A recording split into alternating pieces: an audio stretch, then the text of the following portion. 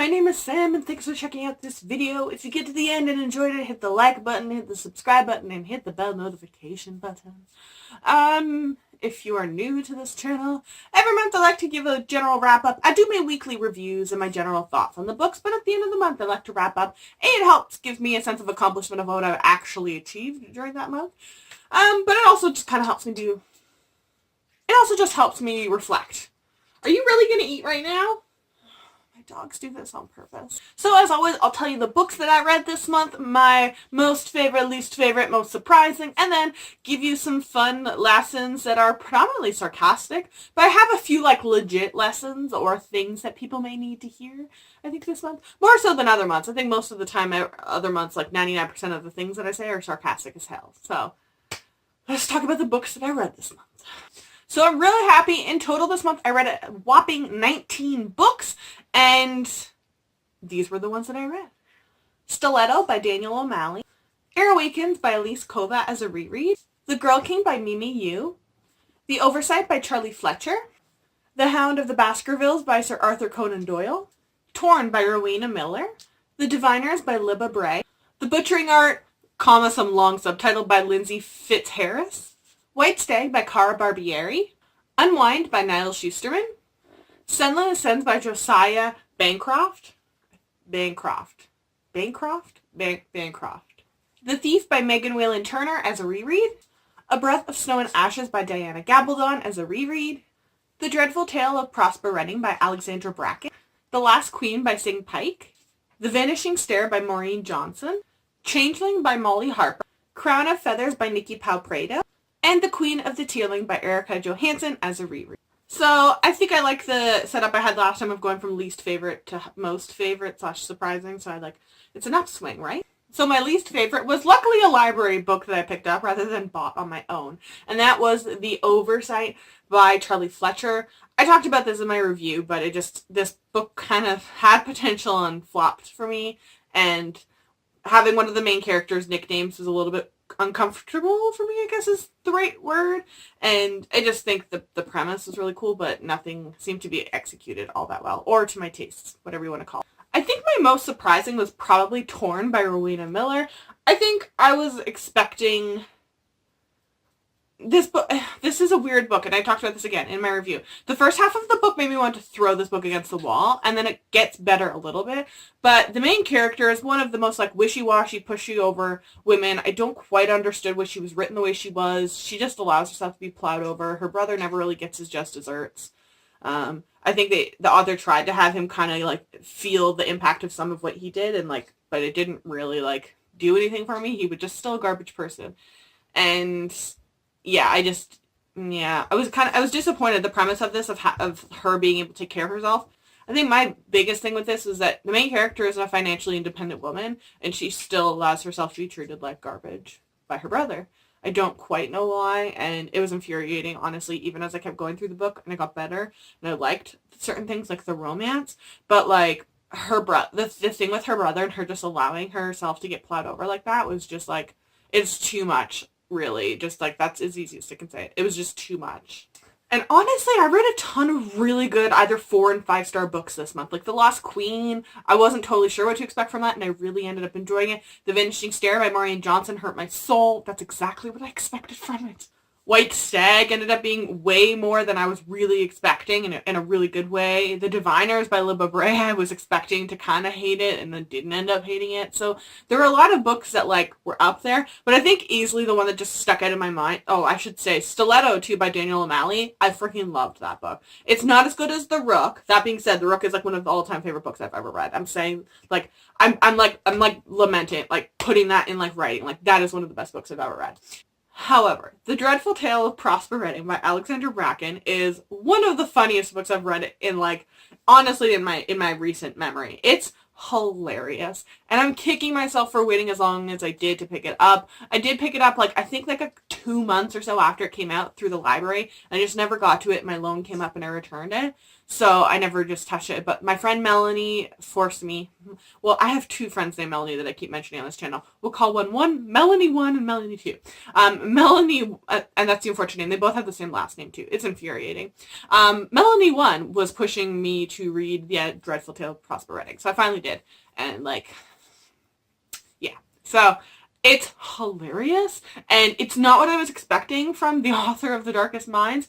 I read Darkest Minds. I didn't mind it, but this is way better. Like, just way better. And I believe it's been optioned off to be a movie. The narrator of the audiobook, too, I have to give props. The audiobook is fantastically designed, structured, recorded, and compiled. They have multiple different voices, and whoever did the voice of Alistair, like, you get 1,000,000 gold stars. It's amazing. It's so funny, and I think the thing is, like, the dialogue of Alistair, because he's like a Professor Quirrell Voldemort-y kind of character, could have come off as, like, really awkward or tense or uncomfortable or just not good, especially for a middle grade, but it was really, really well executed, and it came off, all of the comedic points came off on point.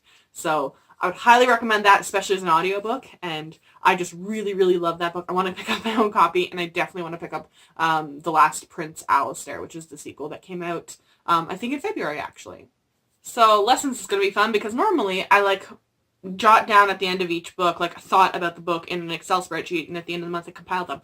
I 100% forgot to do that this month. So we're just going to wait. But right off the bat, I gotta give props where props are due, and I feel disgusting saying this because I know Melanie 1 is going to take this and abuse it in the future, because that's just the kind of person and the relationship we have.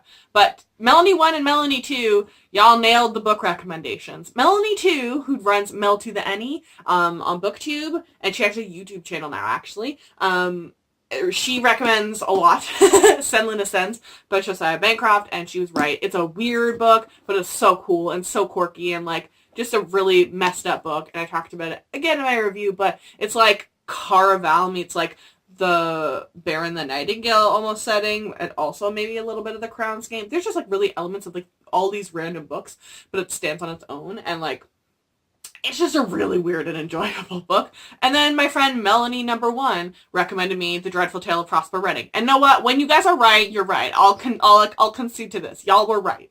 Y'all were right to recommend these books. Y'all were right to hype these books. And I'm sorry it took so long to get to them, okay? It also dawned on me this month, especially after reading Credit Feathers, 100% we underused the, like, Mulan thing of, like, women dressing like men in order to infiltrate men's, like, positions, and then if you get to the end and they're like, what, it's a woman all this time? And you're like, yes. Yes, exactly. I want more of that. I want that to continue. It's like that like, thing of, like, heists with, like, misfit, a group of ragtag friends. Like, I just need more of that. This is another, like, weirdly serious one, but, like, The White Stag and The Girl King this month especially really reminded me of, like, YA is getting, like, into these lot darker, more touchier topics, and I'm really excited about that, and I think they're being well executed for the most part. You know, we have books that have been pulled from publication in the last, like, month and a half, 6 weeks. The Blood Heir was one by Amelia Zao, I believe her last name was, and then A Place for Wolves, I think, by, what was the author's name? Something Kozakov, that ended up getting pulled from publication. So, I mean, like, I think it's interesting that we're trying to tackle these, and they can sometimes fall, but I feel like things like White Stag, which includes trigger warnings at the beginning, which I really, really appreciate that being used now. And, I mean, there are some people that are going to argue, like, you can trigger warning anything. Yes, you can, and I think some people do overuse them. But there are times and places to use them properly with things like assault or PTSD or substance abuse. And I think this book is really interesting that we're getting authors basically, like, using their writing to, like, get through things and, like, almost, like, spill their soul. Like, this is definitely, like, at least partially autobiographical thing. Like, White Stag, this is something the author poured their soul into, and you can tell. And it touches on a lot of difficult topics. And the same thing with The Girl King. It's by no means the only book, but I've been noticing a lot more books, especially, like, For a Muse of Fire by Heidi Healig last year. And, there was another one really recently, I think. What did I read? I don't know, I probably talked about it in my reviews anyways, but bringing up things like colonialism in the books, like our history steeped into these things, like the Opium Wars, which I never learned about that stuff until I was in university, and not everyone takes university history degrees, so how else are we supposed to know about that? Especially in Canada, we don't learn about, like, Asian histories whatsoever. We're like, oh yeah, Japan was in World War II, and they sided with Germany, and that was, like, that was my knowledge, basically, of that. So I like that YA is getting into more of these other areas, just not the same straight, white, cis, Beauty and the Beast retellings. Like, we can do other things, and I think it can be done successfully if they take the time and care. This is something that, like, I was thinking about last month and then, like, didn't end up including it. And then I saw a review for another book. I don't want to, like, throw anyone under the bus. There's no one I know. But, like, people are allowed to have their own opinions. But I think that something needs to be said. And I'm just going to pull these books, for example. The Girl King by Mimi Yu and Air Awakens by Elise Kova. I read both these books this month. It's okay to enjoy a book for not being unique. Not every book that's coming out is going to be, or is required to be, unique and completely unlike anything you've ever read before. It's also, I think, a little messed up to remove star ratings from a book because you're like, well, this book reminded me of another book. And you're like, well, yeah, they tend to bounce things off of each other because if it's successful with this author, maybe they'll try this, but put their own spin and twists on it. It's one thing to plagiarize, it's another thing to just take inspiration from. Also, they're tropes a lot of the time. I'm literally thinking of a specific review in my head, but like, I saw someone remove 1 star, or at least 1 star, I think actually it was 2 stars, off of something like, okay, I'm just going to say it because I'm beating around the bush. I saw a review literally say, I'm not giving extra stars to this book for the Gilded Wolves because it reminded me too much of Six of Crows.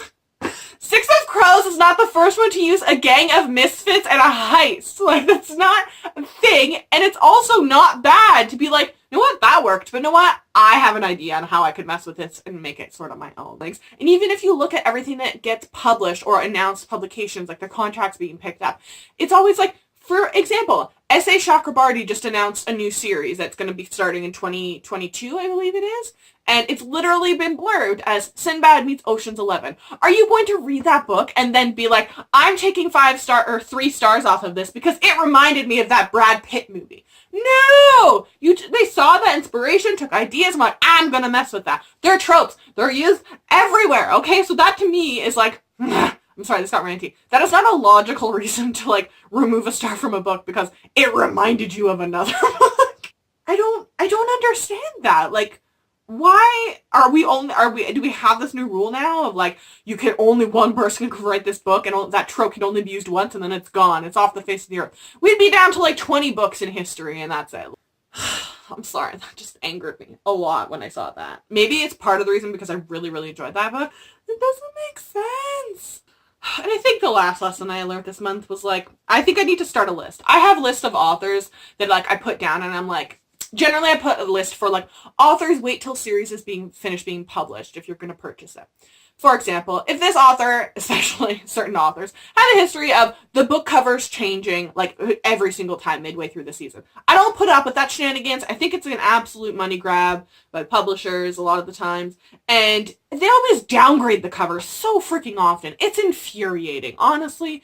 And I put books, YA books too, they're expensive in Canada. Books range from like $20 to $25 Canadian plus taxes here. We don't ever get book sales. We don't ever get book tours. We're constantly excluded from pre-order swag. Tell me why I should go rebuy the first 2 books of this quartet series, that it's going to be $60 sometimes for these new books for me to get them to match the last 2 books of this series. Like, no. But I have a list of, like, authors that have mid-series cover changes. So I wait till that series is done. And as soon as someone has a mid-series cover change, they go on that list. It's the, save your money and wait for it list, right? And I have a list of, like, the instant buy authors. That's my J. Kristoff, my Amber Linda Tush, my Annie Sullivan, my Stephanie Garber, Ryan Groden, the Leigh Bardugo, Marissa Meyer. This is a never-ending list, honestly. Diana Gabaldon, Trisha Levenseller, Sebastian De Castell. KK Perez is on there right now, the author of Sweet Black Waves, and she has a book coming called The Tesla Legacy next month. Okay, this has gotten way off, of course. Anyways, I want to start a list of authors of, like,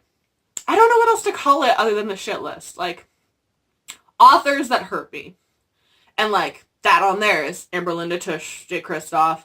Niall Schusterman is definitely on, like, I don't know. His writing just hurts me all the time. And same with Maureen Johnson. I actually think Truly Devious is the first book of hers that I've read, but, like, I'm trash for her. I think I have to go through her back catalog now. But, like, The Vanishing Stare is just another one where I don't know why I let authors hurt me. I knew going into this one it was going to hurt, and I was like, nah, just do it to yourself, and then you can wait 10 months or whenever until the next book comes out. Like, why do I make those decisions? So those are the books and lessons and everything that I did this month. Let me know in the comment section down below what you read this month. I would love to know, or how many you read. I know that's always a thing of like, you know, how many you read. But like, just be happy with what you read. Everyone reads at different paces. I also have no social life, no kids, no, you know, spouse or significant other, which someone was so sweet enough to point out into the comment section of my last video. Oh, I have no value without a significant other. But also, what else was I going to say? Oh, that's right. Yes, to say thank you for 1,000 subscribers on YouTube, which still doesn't make sense to me why people follow me. But I'm doing a giveaway on my Instagram. I'm giving away a copy of Dark of the West and a copy of Lady Smoke. Both of those, I ended up with 2 new copies of them, and they were books that I was really excited for, and if I could pass it along to someone who couldn't afford it or was unsure about the books and wants to get them that way, then wonderful. I will pick winners on March 16th. All you have to do is be subscribed to my YouTube and go and tag 2 people on the post on my Instagram. I will link the Instagram post down below as well. And I think that is everything. So check down below. I will link all of these books to their Goodreads pages, and I will also link all of my social media. And if you follow me, I will very happily follow you back.